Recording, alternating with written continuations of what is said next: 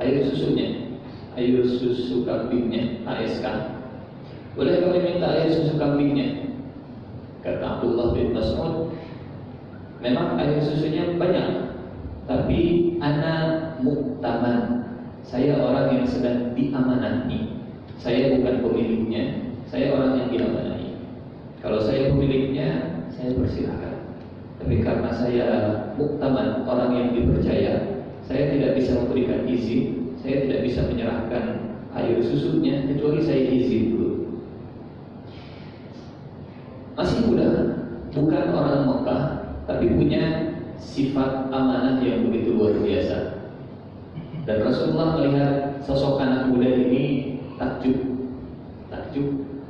Hanya diminta satu gelas saja atau diminta hanya beberapa peras saja, menolak. Bukan karena tidak bisa memberi, tapi karena bukan izinnya untuk memberi.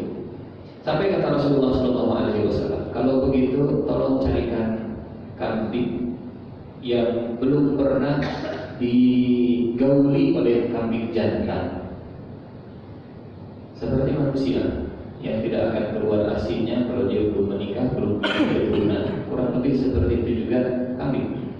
Kata Rasulullah, tolong carikan kambing yang belum pernah digauli oleh kambing jantan. Dicarikan oleh Abdullah bin Mas'ud, kemudian dibawakan, ini tuan. Rasulullah kemudian pegang perutnya, dibacakan doa oleh Rasulullah SAW. Tiba-tiba kemudian perutnya membesar, air susunya kemudian mulai membesar, dan kemudian setelah itu diperas oleh Rasulullah SAW. Abdullah bin Mas'ud menyaksikan peristiwa tadi. Diperas kemudian diminum oleh Rasulullah, diminum oleh Abu Bakar, kemudian ditepuk perutnya, ikhlis, kempes lagi. Terima kasih. Yang diminum oleh Rasulullah SAW ini bukan hasil dari, mudah-mudahan paham apa yang ingin saya sampaikan. Jadi Rasulullah mendapatkan ASI itu dari doa beliau, bukan dari hasil Abdullah bin Mas'ud menggembalakan dan seterusnya. Abdullah bin Mas'ud menyaksikan peristiwa tadi. Tuhan, apa yang sedang terjadi? Saat itu juga Rasulullah SAW kemudian mengenalkan Islam kepada Abdullah bin Mas'ud. Jadilah Abdullah bin Mas'ud masuk Islam, orang yang ke-6 atau orang yang ke-7. Di nomor 42 misalkan ada Siti Sofiyah binti Abdul Muttalib. Sofiyah binti Abdul Muttalib, bibinya Rasulullah SAW. Bibinya Rasulullah SAW. Dan sekilas tentang sosok Sofiyah ini, karena kita tidak mungkin membahas satu persatu, kita mencoba mencuplik beberapa orang sahabat yang pertama kali masuk Islam. Suaminya Al-Harith bin Harb bin Umayyah, saudara dari Abu Sufyan bin Harb bin Umayyah. Jadi masih ada hubungan saudara, kakaknya atau adiknya Abu Sufyan. Kemudian menikah dengan Al-Awwam bin Khuwailid. Siapa Al-Awwam bin Khuwailid? Bapaknya Zubair bin Awwam.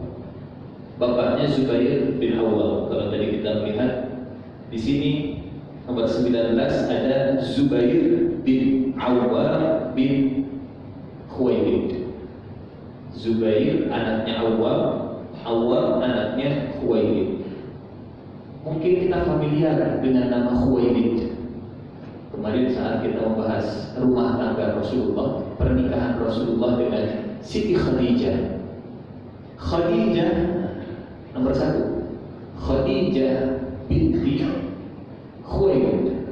Jadi Khadijah dengan suaminya Sofiyah adik kakak. Rasulullah dengan Zubair bin Awwam sepupu. Zubair bin Awwam menikah dengan Asma nomor ke-43. Asma putranya Abu Bakar. Zubair nikahnya dengan Asma. Asma itu kakaknya Siti Aisyah. Aisyah binti Abu Bakar. Rasulullah dengan Zubair sepupu sekaligus kakak ipar. Dengan Awam bin Khuwailid ini juga masih ada hubungan kakak ipar. Jadi sahabat-sahabat ini dari sisi nasab nggak jauh beda. Mungkin ke sana ada yang sepupu, ke sana ada yang keponakan, ada yang mantu, ada yang kakak ipar dan seterusnya. Hamzah nomor ke-7, Hamzah bin Abdul Muttalib, pamannya Rasulullah. Nomor 8, Abbas bin Abdul Muttalib, pamannya Rasulullah sallallahu alaihi wasallam. Ini nomor 34, nomor 35, 36, satu keluarga. Yasir bin Amir, Ammar bin Yasir, bapaknya nomor ke-34. Sumayyah bin Khayyar, ibunya dari Ammar, istrinya dari Yasir. Nomor 38, Ja'far bin Abu Thalib, kakaknya Ali bin Abu Thalib. Apa kesimpulan yang bisa kita ambil? Apa hikmah yang bisa kita ambil? Dalam surah Asy-Syu'ara ayat 214. Hadirin rahimakumullah, ayat inilah yang kemudian menjadi kaidah dalam dakwah, kaidah dalam perbaikan. Itu dimulai dari orang-orang terdekat, dimulai dari kerabat yang terdekat, dimulai dari ring satu, dimulai dari istri, dimulai dari anak, dimulai dari keturunan, dimulai dari suami, dimulai dari istri. Wa anzir ashiratakal aqrabin. Lebih jauh dari itu, ya dimulai dari diri kita sendiri. Karena seperti yang pernah kita sampaikan di beberapa pertemuan sebelumnya, mengajak kepada satu perubahan, kalau kitanya sendiri tidak memberikan contoh pada perubahan tersebut, hasilnya sia-sia. Hasilnya sia-sia. Wa anzir ashiratakal aqrabin, sehingga dari nama-nama ini kita akan menemukan orang-orang yang nasabnya, hubungannya tidak jauh dengan Rasulullah sallallahu alaihi wasallam. Waraqah bin Naufal misalkan, kita pernah sebut namanya. Waraqah bin Naufal adalah sepupunya Siti Khadijah. Zaid bin Harithah, anak angkatnya Rasulullah sallallahu alaihi wasallam. Ali bin Abi Thalib, sepupunya Rasulullah sallallahu alaihi wasallam. Ummu Aiman, pembantunya, asisten rumah tangganya atau budaknya Rasulullah sallallahu alaihi wasallam. Hamzah, Abbas, dan seterusnya dan seterusnya. Ini beberapa nama-nama yang menjadi super tim pertama Rasulullah sallallahu alaihi wasallam, yang kemudian menjadi orang-orang pertama, yang menjadi ring pertama dan batu bata pertama dakwah Rasulullah sallallahu alaihi wasallam. Hadirin rahimakumullah, tema kita insyaallah pada kesempatan siang kali ini judulnya dakwah jahriyah. Dakwah jahriyah. Kalau pertemuan sebelumnya judulnya dakwah sirriyah, dakwah secara sembunyi-sembunyi. Kali ini dakwah jahriyah atau dakwah ammah, panggung yang terbuka, terang-terangan beliau menjelaskan identitasnya. Dakwah jahriyah setelah 3 tahun Rasulullah SAW menyiapkan seperti ini. Muncul pertanyaan, kenapa Rasulullah SAW tidak melanjutkan dakwahnya secara sirriyah? Kenapa terus-terusan sembunyi-sembunyi? Apa hikmah Nabi diperintahkan untuk dakwah secara jahriyah atau terang-terangan? Setidaknya ada 5 alasan, 5 sebab kenapa Allah Subhanahu wa taala memerintahkan kepada Nabi untuk berdakwah secara terang-terangan. Secara umum kalau tadi kita membaginya menjadi 6, kita bisa meringkasnya. Yang 6 ini jadi 4. Kalau mau diringkas lagi jadi 4. Bagaimana pembagian jadi 4? 1. Sembunyi-sembunyi. 2. Terang-terangan dan bersabar kalau ada tekanan. 3. Terang-terangan dan melawan setiap tekanan. 4. Terang-terangan dan mengeliminasi semua potensi tekanan. Sembunyi-sembunyi, terang-terangan dan bersabar dengan segala tekanan. Terang-terangan dan melawan segala tekanan. Melawan sifatnya masih pasif. Kalau ada tekanan baru dilawan, ada tekanan baru dilawan. Yang kelima, terang-terangan dan mengeliminasi semua potensi. Jadi lebih aktif. Kemungkinan ini akan jadi potensi yang membahayakan. Didatangi lebih dulu sebelum yang bersangkutan mendatangi. Sembunyi-sembunyi selama 3 tahun, terang-terangan dan bersabar dalam tekanan itu selama di Mekah. Terang-terangan dan melawan tekanan itu sebabnya muncul perang Badar, Uhud, Khandaq. Dakwahnya terang-terangan dan melawan setiap tekanan. Tapi ketika di Mekah ditekan. Sabar. Nah, sampai tahun ke-5 Hijriah tidak lagi pasif. Tapi Rasulullah keluar dari kota Madinah. Oh, kabilah mereka sedang menyiapkan invasi ke kota Madinah. Kita bergerak dulu sebelum mereka bergerak menuju kita. Jadi tidak hanya sekedar menunggu, tapi juga aktif mengeliminasi semua potensi yang akan menjadi sumber permasalahan. Yang jadi pertanyaan, di manakah posisi umat Islam dunia hari ini? Yang pertama, yang kedua, yang ketiga, atau yang keempat? Yang pertama, sembunyi-sembunyi. Yang kedua, terang-terangan. Tapi kalau ada tekanan hanya bisa sabar. Atau yang ketiga, terang-terangan. Kalau ada tekanan melawan. Atau yang keempat, bukan sekedar melawan, tapi mengeliminasi semua potensi yang akan menjadi permasalahan dan tekanan. Kira-kira di mana posisi umat Islam dunia hari ini? 2. 1 kata ya, insyaallah. 1 sudah selesai masanya, sudah tidak ada lagi yang sembunyi-sembunyi, kecuali mungkin di beberapa tempat. 1 insyaallah mayoritas sudah lewat di 1. Rasa-rasanya antara 2 atau 3. Antara 2 dan 3. Saya tidak tahu kalau misalkan ada yang dunia, tidak bicara umat Islam dunia. Artinya kondisi umat Islam disepakati dalam kondisi yang belum aman, belum teguh, belum diberikan titipan oleh Allah Subhanahu wa taala untuk sampai ke posisi yang keempat.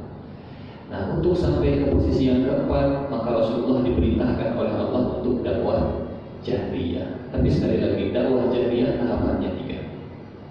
2, 3, 4. Yang pertama, kenapa dakwah jahriyah? Yang pertama, karena Islam ini rahmatan lil alamin. Punten, mohon maaf. Kalau bayangkan kalau Rasulullah seumur-umur dakwahnya sembunyi-sembunyi, kira-kira bakal nyampe tidak ke Indonesia? Wallahu a'lam bishawab. Tapi pasti akan lama sekali sampainya ke Indonesia karena dipilih, si fulan enggak dipilih, si fulan tidak dipilih, si fulan tidak. Yang sudah masuk Islam pun mereka akan menyembunyikan identitas keislamannya. Akhirnya yang tahu hanya yang diajar saja. Diajar untuk masuk Islam, yang lain saya nggak tahu. 1. Misi internasional, Islam adalah agama untuk seluruh umat manusia sedunia. Wa ma arsalnaka illa kafatan linnas. Dan kami tidak mengutusmu melainkan kepada umat seluruhnya. Tidak klik antara dakwah terus-terusan sembunyi-sembunyi dengan tugas Nabi yang rahmatan lil alamin kafatan linnas. Supaya dakwahnya sampai kepada umat manusia seluruhnya, maka harus dengan dakwah jahriyah, terang-terangan. Zaman sekarang alhamdulillah mengaplikasikan, mengamalkan ayat ini dengan medsos, dengan internet, dengan dan seterusnya, aplikasi dan seterusnya. Apa hubungannya dengan kita semua? Saya kira kalau hubungannya dengan masalah pekerjaan, kalau seandainya Islam mengajarkan kita menjadi manusia-manusia yang berkapasitas internasional, maka kita pun berusaha meningkatkan kualitas kita memiliki kapasitas internasional. Maknanya, ini maknanya. Kalau kata Allah, kafatan linnas, berarti kita dituntut untuk memiliki kemampuan bahasa dunia. Berbahasa dunia. Bahasa Inggris kan, bahasa dunia. Bahasa Arab dan seterusnya. Wa ma arsalnaka illa kafatan linnas. Yang kedua, argumen azab. Ada ayat begini. Surat Al-Isra ayat ke-15. Wa ma kunna mu'adzibina hatta nab'atha rasula. Kami tidak akan menyiksa satu kaum kecuali kami sudah mengutus kepada mereka seorang rasul. Sangat mustahil Allah Subhanahu wa taala menyiksa satu kaum sementara dakwah belum nyampe ke mereka, ajaran Islam belum sampai ke telinga mereka, tiba-tiba disiksa begitu saja. Mustahil itu terjadi. Maknanya dakwah jahriyah terang-terangan dan terbuka untuk umum itu menjadi satu hal yang berkaitan, berhubungan. Ibarat kalau dalam pekerjaan, Pak, mohon maaf, saya tidak pernah diberitahu pengumuman tentang peraturan di perusahaan ini harus begini, harus begini, harus begini. Saya tidak tahu kalau ini termasuk yang melanggar. Saya kira untuk orang yang tidak tahu, lain ceritanya dengan orang yang memang sudah diberitahu. Lain ceritanya dengan orang yang sudah diberitahu, wajar kalau kena sanksi. Tapi kalau belum sama sekali dia diberitahu, diinformasikan, kemudian sudah diberikan sanksi, wa ma kunna mu'adzibina hatta nab'atha rasula. Yang ketiga, diferensiasi untuk pembeda. Kenapa diperlukan dakwah jahriyah? Karena di zaman Rasulullah SAW ada banyak orang, Qis bin Sa'idah, Aktham bin Saifi, Zaid bin Amr bin Nufail, profilnya, CV-nya, aktivitasnya, pekerjaannya itu mirip seperti yang dilakukan oleh Rasulullah SAW. Jadi ngajak, ayolah, sudahlah, tinggalkan berbuat zina. Ketemu dengan orang yang sedang mabuk, ayolah, tinggalkan perbuatan mabuk. Ayolah, baiklah sama orang tua, ayolah, baiklah sama tetangga. Semuanya mengajarkan kepada perbuatan yang baik. Tiga orang ini di masa jahiliyah, mereka dikenal sebagai orang-orang yang punya akhlak yang baik. Bedanya, Rasulullah SAW diperintahkan untuk satu, mengajak orang untuk menyembah Allah. Yang kedua, mengajak orang untuk taat kepada Rasulullah. Kalau Qis, Aktham dan Zaid itu hanya sekedar ayo.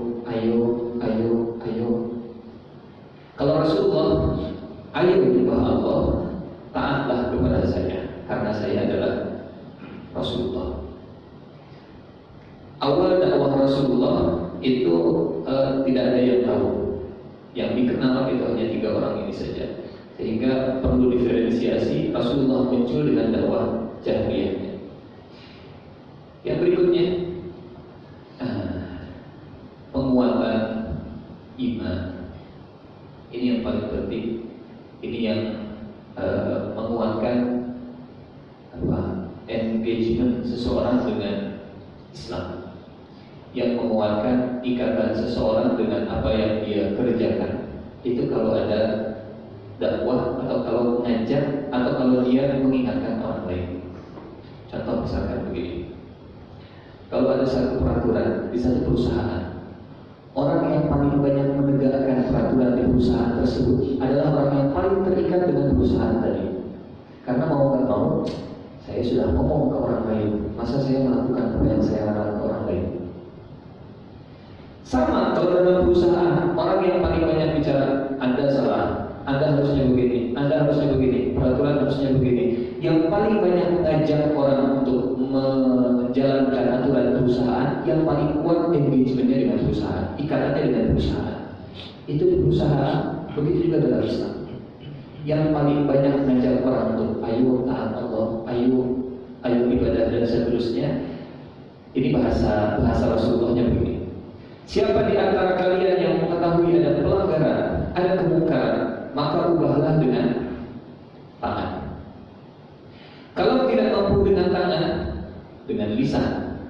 Kalau tidak mampu dengan lisan, dengan perasaan. Tapi dengan perasaan itu selemah-lemahnya iman. Kalau melihat ada pelanggaran hanya bisa melihat ada sesuatu yang tidak berjalan sesuai dengan sifat, misalkan hanya dengan hati saja, cenderung lama-lama engagementnya akan lepas, ikatannya akan makin lepas, baik urusan duniawi ataupun urusan ukhrawi. Karena iman yang lemah kalau dibiarkan lama-lama akan hilang. Iman yang lemah kalau dibiarkan lama-lama akan hilang. Ustaz, bagaimana caranya saya ingin meningkatkan keimanan? Kalau ada pelanggaran, ingatkan. Kalau ada pelanggaran, sampaikan. Kalau ada pelanggaran, lakukan pencegahan. Insya Allah keimanan naik. Minimal malu, masa saya melarang, masa saya sudah melarang, saya juga yang melanggar. Man ra'a minkum munkaran falyughayyirhu biyadihi, fa in lam yastati' fa bilisanihi, fa in lam yastati' fa biqalbihi. Punten, mohon maaf. Apa hubungannya hadis ini dengan dakwah jahriyah? Apa hubungannya hadis ini dengan dakwah jahriyah? Mungkinkah orang melakukan perubahan dengan tangan kalau tidak dengan terang-terangan? Mungkinkah orang melakukan perubahan dengan lisan kalau tidak dengan cara yang terang-terangan? Karena dalam dakwah sirriyah itu dipilih orang-orang terbaik. Ini enggak tukang maksiat, ini enggak tukang masalah ini. Didekati, itu orang yang memang potensi solehnya sudah ada. Bagaimana dengan orang yang ahli maksiat? Tinggalkan, jangan dulu yang ini. Bukan prioritas. Kalau itu terus-terusan terjadi, lama-lama imannya hanya terkumpul di hati, tidak muncul di tangan, tidak muncul di lisan, akhirnya hilang. Man ra'a minkum munkaran falyughayyirhu biyadihi.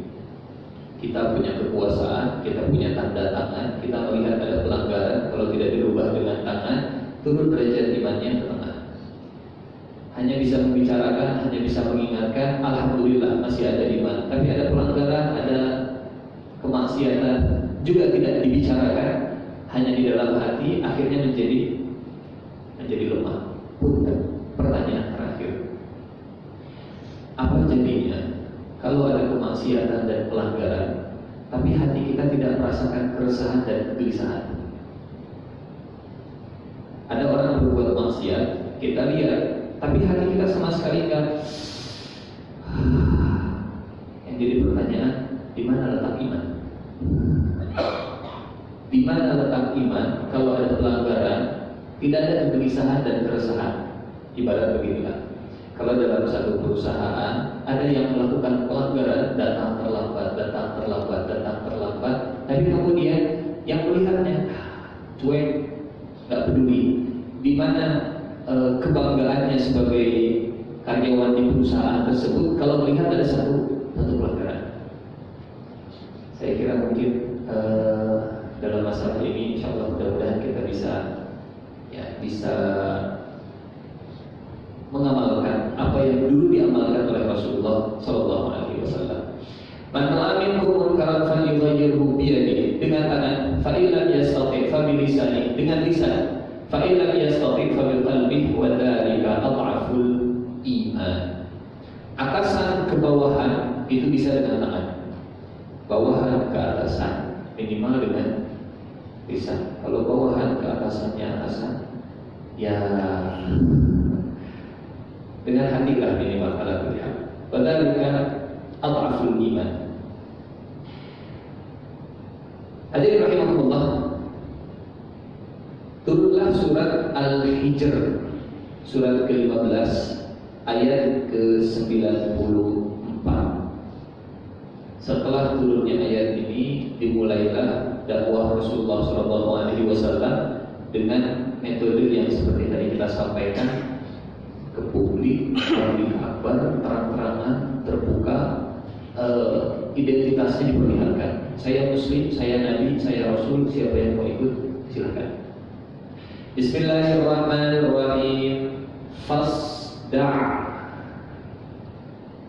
Saya sengaja memilih gambar tanaman yang muncul dari tanah, karena fasda' itu maknanya membelah sesuatu untuk memunculkan dari bawah. Ada ayat dalam surat At-Tariq, was-samaa'i dzatir raj'i wal ardi dzati sad'i. Demi langit yang bisa mengembalikan. Dulu ayat ini difahami, langit yang bisa mengembalikan artinya kalau ada air naik ke atas jadi awan, dikembalikan jadi hujan. Sekarang maknanya jauh lebih luas. Langit yang bisa mengembalikan, dipancarkan kemudian frekuensi, dipantulkan di lapisan ionosfer, kemudian dikembalikan oleh langit menuju ke bumi. Was-samaa'i dzatir raj'i. Demi langit yang bisa mengembalikan. Langit yang bisa mengembalikan semua pantulan yang muncul dari bumi. Was-samaa'i dzatir raj'i wal ardi dzatis sad'i. Dan demi bumi yang bisa membelah. Allah menggunakan kalimat fasda' sebagai bentuk metafora. Wahai Muhammad, selama ini engkau dalam tanda petik underground.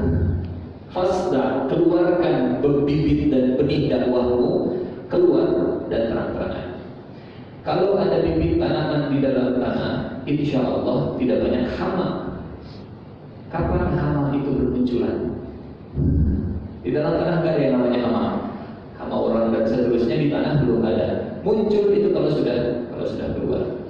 Fasda' bima tu'mar wa a'rid 'anil musyrikin. Sampaikanlah olehmu secara terang-terangan segala yang diperintahkan dan berpalinglah dari orang-orang musyrik.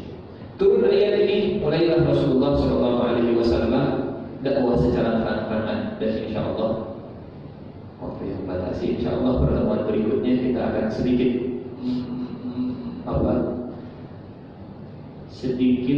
meneladani Nabi. Karena kalau sudah dakwah terang-terangan berarti ada hal yang bisa kita teladani, setidaknya dalam masalah public speaking. Namanya juga dakwah terang-terangan, ngajak orang terang-terangan. Apa saja yang dilakukan oleh Rasulullah ketika mengajak orang terang-terangan di luar yang pernah kita bahas di pertemuan-pertemuan sebelumnya. Insya Allah pertemuan berikutnya kita akan bahas tentang masalah dakwah jahriyah ini lebih detail lagi. Sebelum diakhiri, waktu juga yang membatasi. Sebelum diakhiri, barangkali ada yang ingin ditanyakan, didiskusikan, menambahkan, mengurangi, membagi. Tidak ada respon sama sekali. Jadi saya bingung. Mudah-mudahan ini paham semuanya, ya. Karena kemungkinannya hanya ada dua. Kalau tidak ada pertanyaan, hanya ada dua. Benar-benar paham atau sama sekali nggak bingung. Jadi nggak tahu apa yang harus ditanyakan. Ala kulli hal, mudah-mudahan bisa menjadi ilmu yang bermanfaat.